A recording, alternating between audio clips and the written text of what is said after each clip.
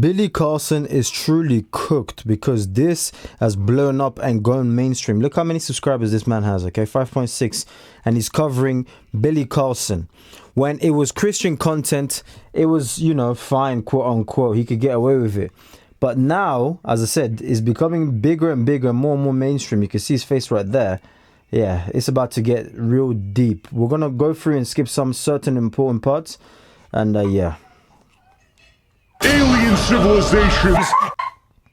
Alien civilization. Alien civilizations. Ancient wisdom. Cosmic consciousness.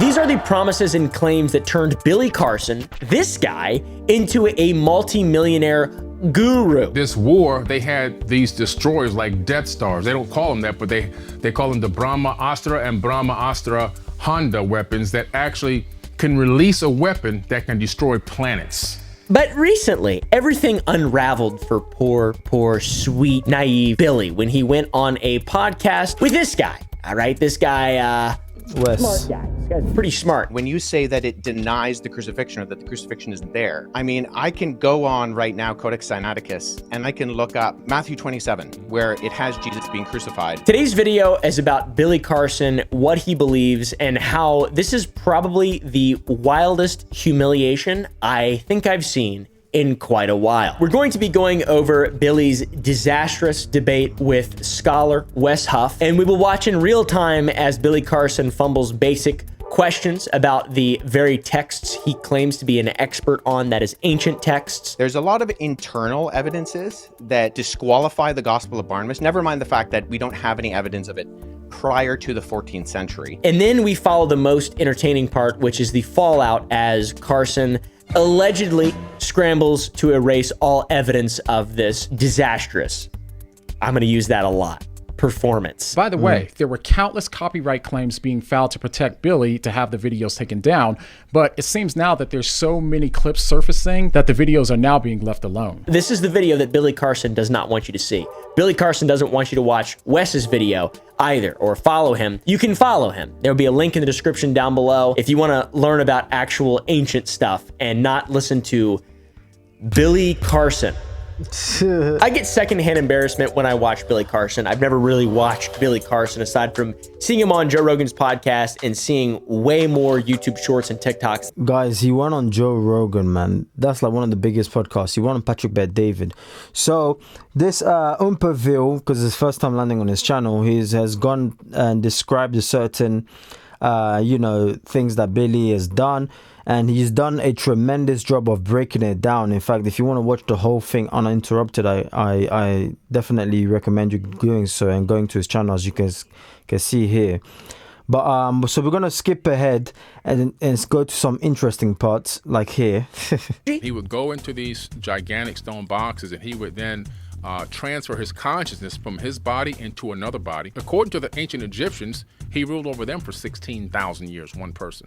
What? Yeah. To quantum physics. Huge red flag. We find that particles transphase in and out of existence, and they go to different dimensions. We even know now that some of our synapses of our thoughts in our brain phase out of this dimension and they go somewhere else, and then they come back again. He's authored several books, including the Compendium of the Emerald Tablets and Woke Doesn't Mean Broke, which have further expanded his vast influence. Carson's self-taught approach has appealed with those who are disillusioned with traditional academia. Who is Enoch? You know that Enoch was a real powerful man because he's talked about in the Bible, yet his book is not in the Bible. Which positions him as a maverick, epic, badass truth seeker playing hardball with the world of scholars. I think the appeal of his teachings is that he uses scientific terminology and intertwines that with different spiritual concepts and also conspiracies. We have this gene in us, this worship gene, which was inserted into the human genome. We know this now because scientists have actually found the worship gene. You can turn it on and they can turn it actually off. What? Yes, we have a worship gene. Carson's followers have found comfort in the idea that ancient wisdom could solve modern problems and that humanity's true potential has been hidden from them. I would love to believe that as well. But so far, I just do not see enough evidence to be able to see a lot of conspiratorial things as more than just fun.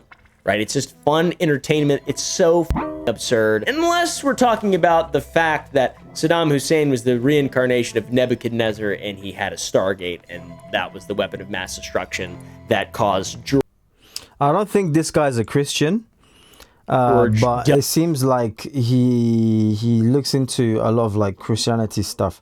Okay, so we're gonna keep this moving along, and as you can see, he does an in-depth job of describing, breaking down all of the podcast, what Billy Carson has done. So this is not looking good. This is not good news. This is terrible news. And Billy Carson made a response video with his wife. Well, his wife, he got his wife to do the dirty work. His wife made a response video first. Then he made a live 3-hour video debunking why the podcast with him and Wesley Huff. So this podcast right here, him and Wesley Huff, was rigged. He was ambushed. He was literally dead the day before, like physically in the hospital, and then he was resuscitated, and then he just managed to make it for the podcast. All sorts of excuses, basically, right? And yeah, that backfired. He ended up deleting that 3-hour video response because he was doing nothing but showing off. I've got 5 AC units. I've got this much money. I've got my private chef who cooks for me. All of these brokies, these poor people, because they're just a normal 9-to-5 normie. And all of his fans started going against him, essentially. Okay, this, and if you didn't know, I've been calling this man a false prophet. There are videos of me calling this guy a false prophet because at the moment I understood that he's got a deceiving tongue, a dragon-like spirit. He's very good with his words. And he was leading a ton of even Christians away from the Bible, the God of the Bible. The moment I understood it, I was like, this guy's a false prophet. Okay, I started calling him out, and I'm so glad he's being exposed for what he truly is. But my worry, as a Christian, my worry is I pray that he goes back to the God of the Bible and asks for repentance and seeks forgiveness, and God will forgive him. But it doesn't seem like he's willing to do that because he's still calling people out. So let's see what Wesley Huff had to say. Wes Huff uploaded the full talk between him and Billy Carson, which happened a while back, and a lot of things transpired after it. And it proved Billy Carson to be an absolute blubbering fool. The entire debate centered around Carson's controversial claims about ancient civilizations and extraterrestrial influences on human history. Believe it or not, that's what this guy loves this shit. It is important to note that Wes is a Christian scholar and I believe practices Christianity. And one of Billy's first claims was that Jesus was never crucified and might have been married. The statement is, according to the Sinai Bible, Jesus wasn't crucified in that Bible. And that Bible predates the King James Version of the Bible.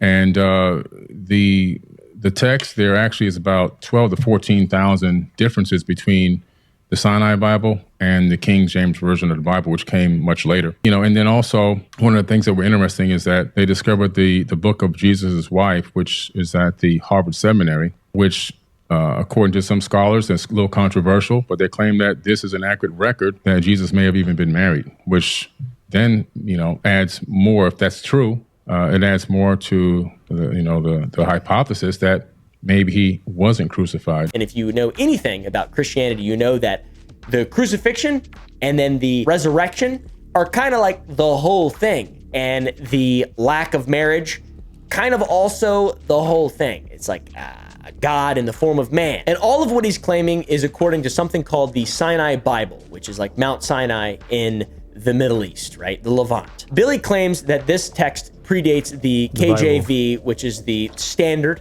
Bible that a lot of people, Southern Baptists especially, it's the biggest, most popular Bible that went ultra viral back in the day, and it was a huge trend, and people bought the shit out of it. And ultra viral. When he uses that term, it sounds like the internet, like it went ultra viral. Oh my days, have you heard of this new thing? It's called the Bible. Billy says that there are significant differences between the Sinai Bible and the KJV. They put together their own version of the biblical text prior to the King James Version being put out. Turns out, though, the Sinai Bible is not real. It is just a name on Amazon. When you look up Sinai Bible, it just kind of shows up. It's another name for the Codex Sinaiticus, which is the Greek translation of the Bible that contains both the New and Old Testaments.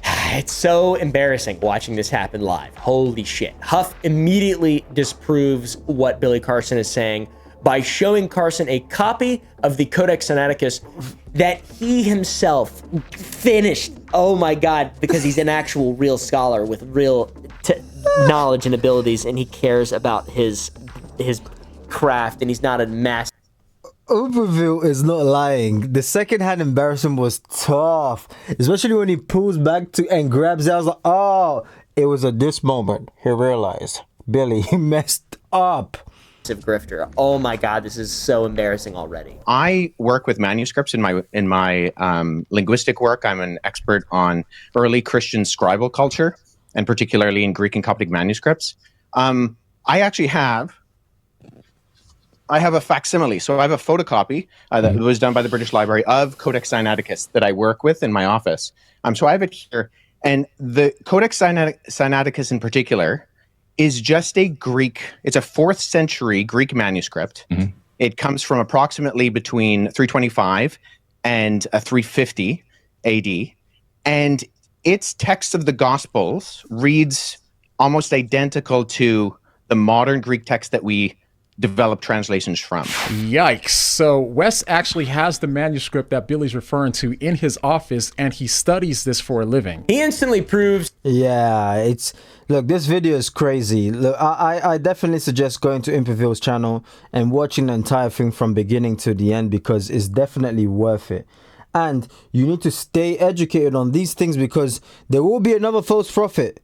There will be somebody else who's going to come along and try and fool you guys, okay? Because the Bible warns us of these things. In the last days, there will be plenty of false prophets. But this was absolutely a banger of a video. Although I jumped through it because I've seen certain parts, I just wanted to bring it to your attention so you can go ahead and go on the channel, Umperville. First time landing on it, but it's worth checking out every single bit. Let me know in the comment section as well, what do you think about Billy Carson?